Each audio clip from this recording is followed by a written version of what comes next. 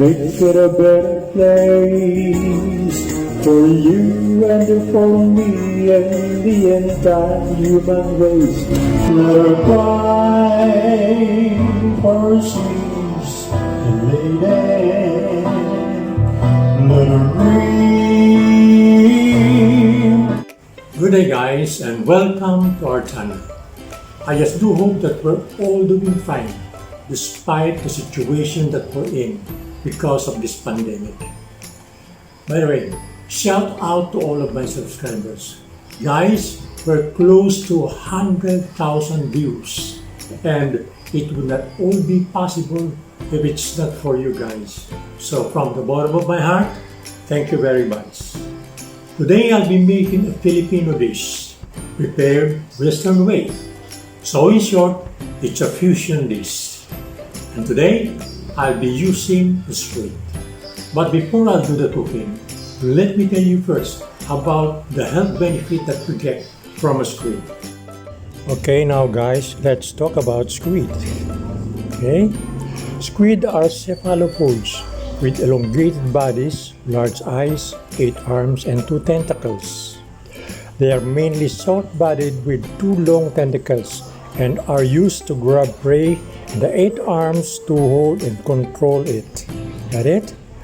Squid is a good source of vitamin B12 and B6, which the body needs for our neural or nervous system and blood health or our circulatory system, and vitamin 6 for heart and protection from strokes. Squid has selenium and vitamin E. Selenium works with vitamin E in the promotion of normal body growth and fertility. Squid, served alone, can be quite helpful due to its low amount of saturated fat. Got it, guys? Squid has no carbs.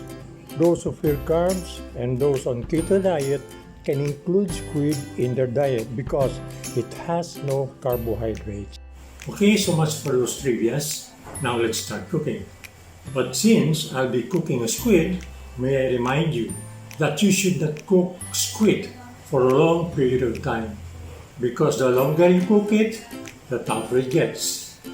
By the way, if this is your first time in our channel, after watching the video, please subscribe, like, leave an honest comment based on what you have seen in our video, and should you think that our video is worth sharing with your friends, please do share. So to start, our ingredients are 800 grams of squid, 1/4 cup chopped garlic, 1 cup chopped onions, 1 cup chicken stock, 1/4 cup vinegar, 1 piece bay leaf to season our squid, salt, and white pepper. The ratio is 1 part pepper to 2 parts salt. For our vegetables, blanched broccoli, and of course our oil for sauteing. Okay, now we'll start. We will preheat our pan and then add our oil,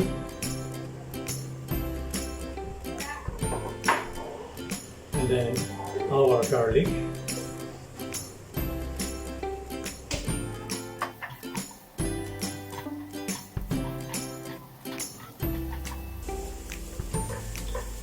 we have to saute this until it is light brown.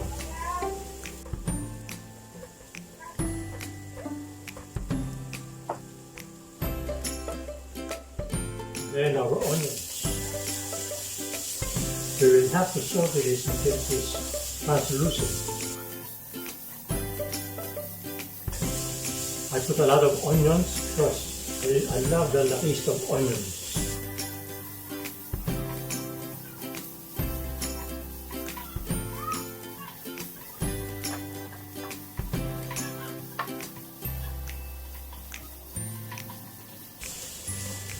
And then we will add our vinegar and let it reduce to half of its volume.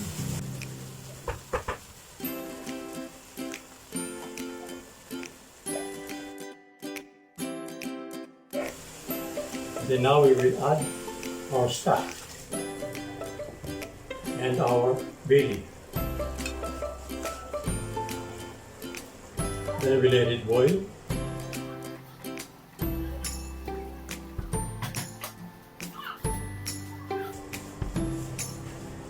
And then we will put our ink.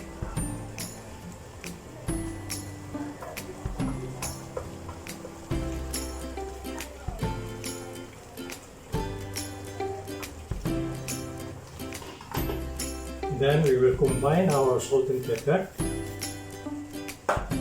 and then we will season our squid.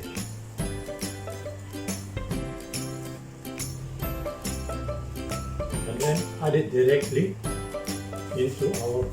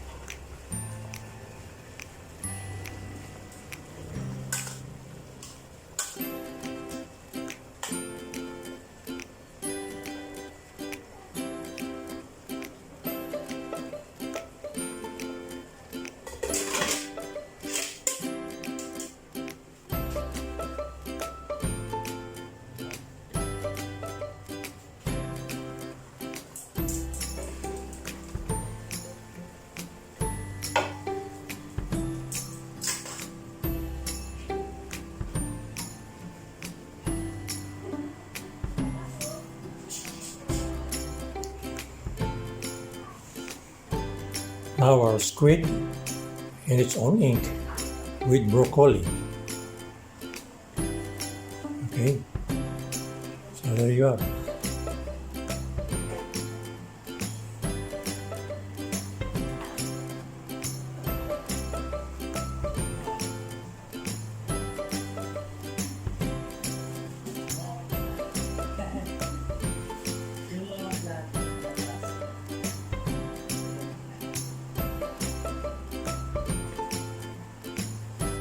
So guys, I believe that I have shown you very well my version of my squid recipe.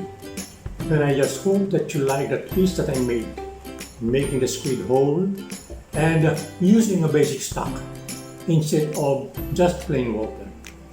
By the way, for all of you first-timer, this is the perfect time for you to subscribe. Click the thumbs up button showing that you like our video. Click the notification bell so that you'll be notified the next time I upload another video. And please leave an honest comment based on what you have seen in our video. And again, should you think that our video is worth sharing with your friends, please do share. So guys, thank you very much for watching. See you next video. This is Chef Ben Casabon signing off. And may God bless us all.